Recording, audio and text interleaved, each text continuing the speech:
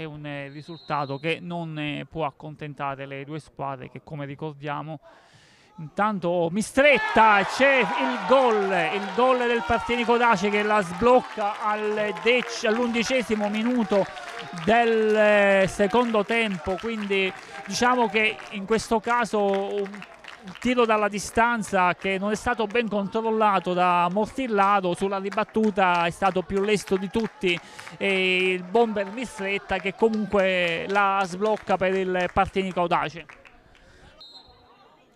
E siamo già a metà del secondo tempo.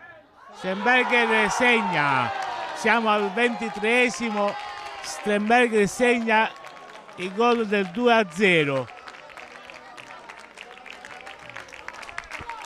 Alfano per Rosone per Grillo ha un po' di spazi sulla fascia, pallone messo al centro da Grillo e arriva il terzo gol quando siamo arrivati al 26esimo minuto con Macaluso che porta a 3 le marcature. Comunque Simone, una bella azione della parte del Partinico Dace, finalizzata con un bel colpo di testa di Macaluso, e quindi sono 3 adesso le marcature.